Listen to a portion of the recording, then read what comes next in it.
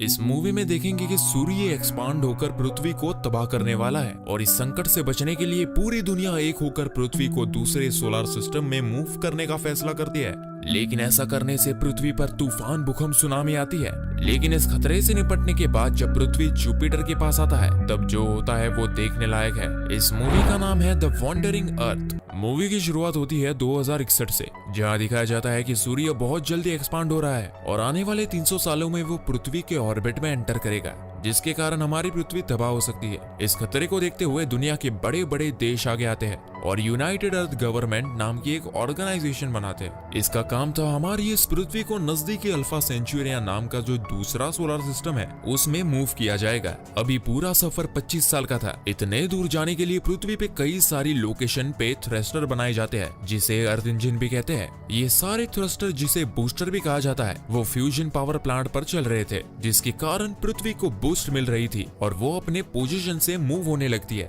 इसके बाद हमें एक एस्ट्रोनॉट पैकी यांग को उसके बेटे क्यू के साथ दिखाया जाता है। वो अपने बेटे को कहता है, पापा एक मिशन पे जा रहे हैं और एक ऐसा दिन आएगा जब तुम्हें बिना टेलीस्कोप के जुपिटर दिखेगा। उस दिन मैं वापस आ जाऊंगा। इसके बाद पैकी यांग स्पेस स्टेशन में अपने मिशन पर चला जाता है। उसने अपने बेटे को उसके नाना के पास सौंपा था। ये स्पेस स्टेशन दरअसल पृथ्वी का नेविगेशन सिस्टम था। मिशन शुरू होता है, लेकिन पृथ्वी के मूव करने के 2 साल बाद हमें उसके परिणाम दिखने लगते हैं। पृथ्वी जो खुद भी रोटेट होती थी उसकी ये मूवमेंट बंद कर दी जाती है। लेकिन इसके परिणाम ये होता है कि पृथ्वी पे तूफान, सुनामी आने लगती है। इसलिए इंसान अंडरग्राउंड सिटी में रहने लगते हैं, लेकिन वहाँ पे भी जगह कम पड़ने लगती है। इसलिए कई सारे इंसान पृथ्वी की सतह पर रुकते हैं और इस तूफान के शिकार बन जाते हैं। इंसानों का पॉपुलेशन कम होने लगता है। आगे जैसे जैसे पृथ्वी सूरज से दूर चली जाती है उसका वातावरण भी ठंडा होने लगता है और पृथ्वी की सतह बर्फ में जमने लगती है। क्यू अपने नाना के साथ तूफान से बचने के लिए अंडरग्राउंड सिटी में रहने लगता है। काफी सारा पॉपुलेशन पृथ्वी के नीचे अंडरग्राउंड सिटी में रह रहा था। अब 17 साल बीत जाते हैं और हम जुपिटर के करीब आते हैं। जुपिटर की खुद की ग्रेविटी बड़ी मात्रा में थी, जिसे यूज करके पृथ्वी के सफर में तेजी लाने का प्लान था। बतौर नेविगेटर यही तर पैकी यांग का स्पेस स्टेशन का सफर था। अगले दिन यानी चाइनीज न्यू ईयर के पहले दिन वो पृथ्वी पे वापस लौटने वाला था।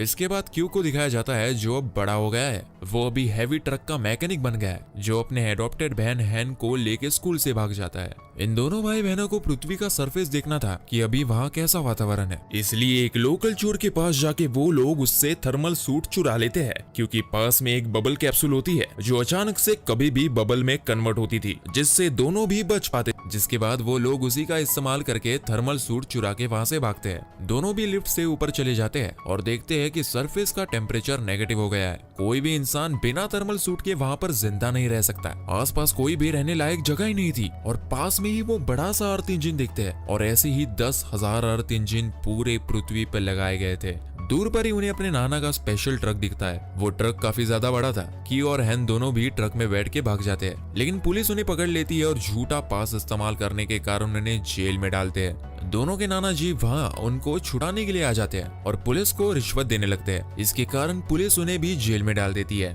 वही जेल के अंदर ये लोग टीम नाम के एक और लड़के से मिलते हैं। यहाँ स्पेस में पृथ्वी जुपिटर के करीब आती है। उसकी ग्रेविटी यूज करके तेजी से पृथ्वी का सफर तय करना था, जिससे पृथ्वी सोलर सिस्टम से बाहर निकल सकता था। लेकिन अचानक से जुपिटर की ग्रेविटी में स्पाइक आने के कारण वो इर्रेगुलर बन जाती है और पृथ्वी जुपिटर के करीब खींची चली जाती है, जिसके कारण पूरी पृथ्वी पे भूकंप और तूफान आने लगता है। धीरे धीरे सारे अर्थ इंजन बंद हो जाते हैं। क्यू, हैन, उनके नाना और टीम अपना ट्रक लेके जेल से भाग जाते हैं। लेकिन भूकंप के कारण कई सारे पहाड़ इनके ट्रक के ऊपर गिरने लगते हैं। लेकिन ये लोग जैसे तैसे करके उस खतरे से बाहर निकलते हैं। यहाँ पे स्पेस स्टेशन में जो इनका एआई कंप्यूटर था वो सारे एस्ट्रोनॉट को चेतावनी देता है कि अभी सिस्टम लो एनर्जी पर जा रहा है, इसलिए सब लोग तुरंत ही अपने हाइपर स्लीपिंग सेल में चले जाए। यहाँ पर पैकी यांग को टेंशन आता है, इसलिए वो अपना घर वालों से कांटेक्ट करता है। वो उन्हें नजदीकी बंकर बताता है ताकि वो लोग वहां जाकर इस तूफान से सुरक्षित रहे। उसके बाद वो खुद भी हाइपर स्लीप पर जाने के लिए निकलता है। यहाँ पर वो लोग बंकर की तरफ जा ही रहे थे, लेकिन उतने में ही कुछ सोल्जर्स उन्हें रोक लेते हैं। ये सोल्जर्स लाइटर कोर नाम की एक बड़ी सी कार्गो ले जा रहे थे, जो अर्थ इंजन शुरू करने के लिए जरूरी थी और वो ले जाने के लिए इन्हें ट्रक की जरूरत थी। कैप्टन उनके नाना जी को उनकी मदद करने के लिए कहता है। वो भी मदद करने के लिए तैयार हो जाते हैं। थोड़ी देर में ही ये लोग ट्रक लेके शंघाई शहर में पहुंचते हैं, लेकिन वहाँ की हालत तो और भी बुरी थी। बड़े बड़े बर्फ के पहाड़ जिनमें कई सारे फेमस बिल्डिंग दफन हो चुकी थी। ये नजारा देख के सब लोग डर जाते हैं और एक पतला रास्ता उन्हें दिखाई देता है और उस पतले रास्ते से ये लोग ट्रक लेके निकल पड़ते हैं। इसके बाद अचानक से बर्फ के इस पहाड़ पे एक प्लेन क्रैश हो जाता है और उसके कारण ये पूरा पहाड़ टूटने लगता है। ये पतला रास्ता काफी लंबा था और बड़े बड़े पत्थर इनके ट्रक पर गिरने लगते हैं। भागने का कोई भी रास्ता नहीं था, लेकिन तभी एक सोल्जर को एक बड़ी सी बिल्डिंग दिखती है तो वो लोग वहीं से ऊपर जाने का फैसला करते हैं। पहाड़ की चोटी पे जाने के लिए इनको 80 फ्लोर ऊपर चढ़ना था। कुछ सोल्जर्स ऊपर चढ़ जाते हैं और लिफ्ट के दरवाजे की मदद से बाकी सबको रेस्क्यू करने लगते हैं। क्यू, हैन और उनका कैप्टन ऊपर आ जाता है। इनके नाना जी, एक सोल्जर और लाइटर कोर अभी भी नीचे ही था। यहाँ पर बाकी के सोल्जर्स नाना जी, लाइटर कोर और उसके सोल्जर को ऊपर खींचने लगते हैं, लेकिन तभी वापस भूकंप के कारण बिल्डिंग बहुत जोरी से हिलने लगती है। तब तक वो लाइटर कोर तो ऊपर आ जाता है, लेकिन उसी चक्कर में नाना जी और वो सोल्जर नीचे अटक जाते हैं और लिफ्ट इन दोनों के ऊपर गिरने लगती है। लेकिन तभी वो सोल्जर अपनी जान की परवाह ना करते हुए सामने का जो लिफ्ट का दरवाजा रहता है उसे तोड़ता है और नाना जी को उस बीच वाले फ्लोर पर ही डाल देता है। लेकिन सोल्जर के ऊपर लिफ्ट गिर जाता है और वो मारा जाता है। नाना जी के हेलमेट भी लगभग टूट गया था और उन्हें पता था कि बचने का कोई भी रास्ता नहीं है, इसीलिए वो सीधा हेलमेट निकाल देते हैं और बर्फ में फ्रीज होके उसी वक्त मर जाते हैं। हैन और क्यू बहुत ही ज्यादा इमोशनल हो जाते हैं, लेकिन क्यू को उस कैप्टन के ऊपर बहुत गुस्सा आ रहा था क्योंकि उसने उसके नाना जी को बचाने में मदद नहीं की। जिसके बाद वो उस ग्रुप से अलग होता है। टीम भी उसके साथ ही निकल पड़ता है। सोल्जर भी लाइटर कोर को लेकर अपनी राह पर चल पड़ता है। यहाँ स्पेस स्टेशन में पैकियांग स्लीपिंग सेल में कुछ गड़बड़ी करके उड़ जाता है। फिर वो सिस्टम चेक करता है और उसे पता चलता है कि उनका स्पेस स्टेशन पृथ्वी को छोड़ किसी और ही रास्ते पर जा रहा है। वही एआई सिस्टम को पता लगता है कि एक एस्ट्रोनॉट नींद से उड़ गया है, तो उसकी इस हरकत को रोकने के लिए वो उसके कलीग मैक्रो को उठाता है। मैक्रो पहले तो पैकियांग को समझाने की कोशिश करता है, फिर पैकियांग उसे बताता है कि स्पेस स्टेशन पृथ्वी को छोड़ के कहीं और चला जा रहा है, तो मैक्रो उसकी मदद करने लगता है। इन दोनों को कंट्रोल सेंटर जाना जरूरी था ताकि वो एआई सिस्टम को ओवरराइड कर सके, लेकिन स्पेस स्टेशन में कंट्रोल सेंटर ऊपर की तरफ था,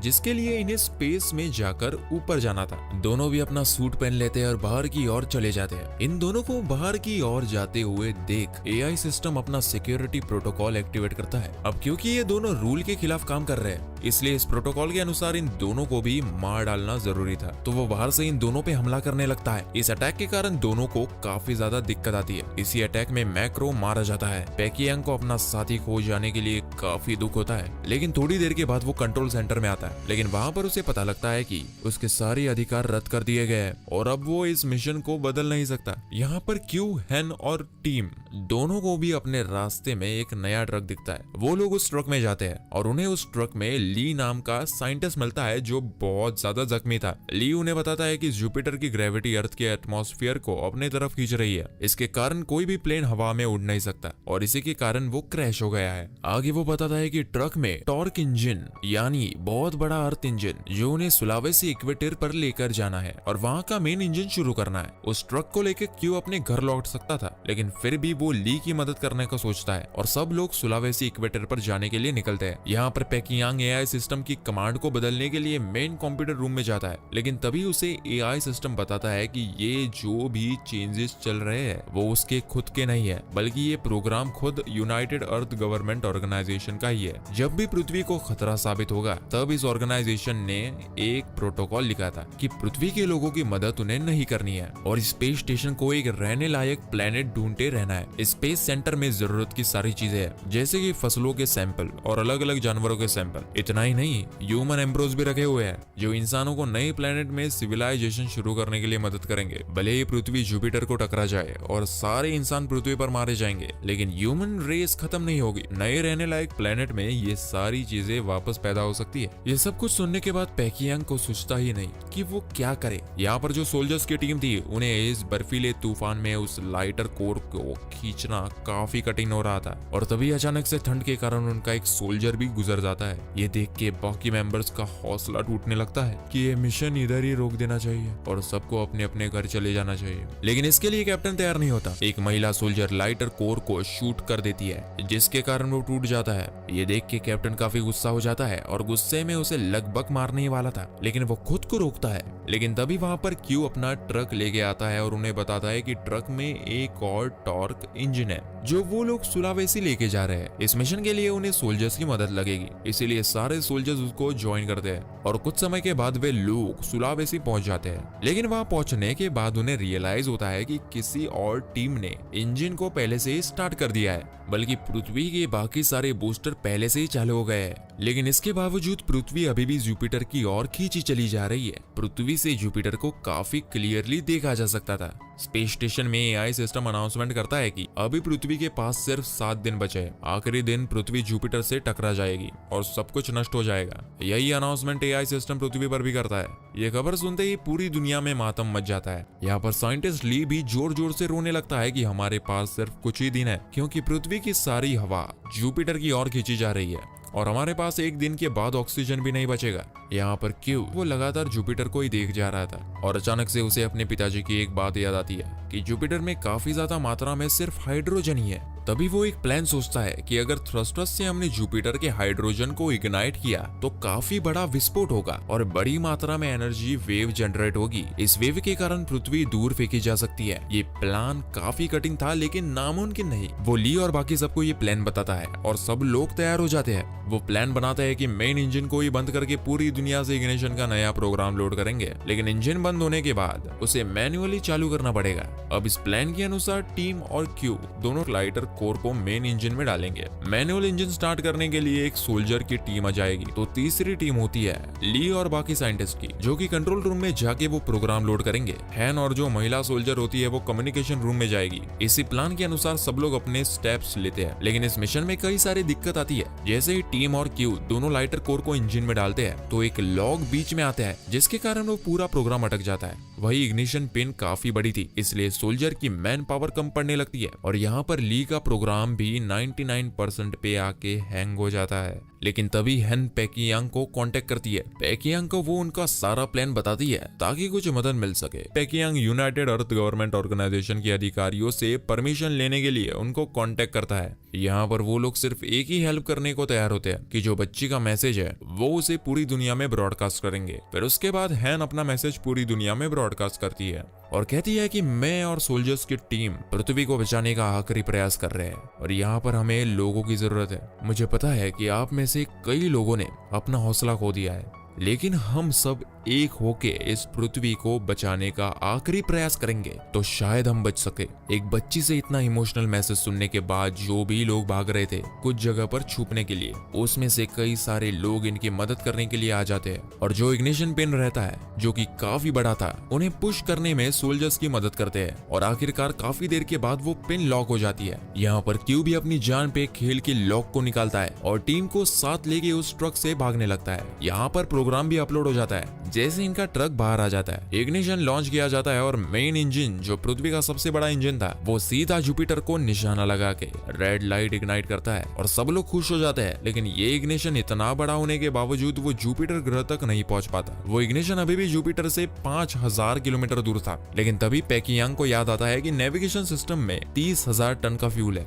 जो इस इग्निशन में यूज हो सकता है, लेकिन एआई सिस्टम उसे रोकता है क्योंकि अब नया प्रोजेक्ट हेलियोस शुरू हो गया था, जिसका मिशन था रहने लायक प्लेनेट ढूंढने का, ना कि पृथ्वी वासियों की मदद करना। पेकियांग के पास शराब की एक बोतल थी जिसे एआई सिस्टम की तरफ फेंक मारता है, जिसके कारण पूरे सिस्टम को आग लगती है और एआई सिस्टम खराब हो जाता है। जिसके बाद पेकियांग सिस्टम का कंट्रोल लेकर स्पेस स्टेशन को जुपिटर की ओर ले जाता है। वो आखिरी बार अपने बेटे को कांटेक्ट करता है और इस फ्यूल के बारे में बताता है कि वो अपने डॉग लेके उस इग्निशन में चला जाएगा जिसके कारण विस्फोट होगा, लेकिन क्यू उसे ऐसा करने से मना कर देता है। लेकिन पेकियांग उसकी बातें नहीं मानता और अपने बेटे क्यू को आखिरी बार गुड बाय कहता है और उसे कहता है कि अब तुम जब भी जुपिटर को देखोगे तब तुम मुझे भी देख पाओगे।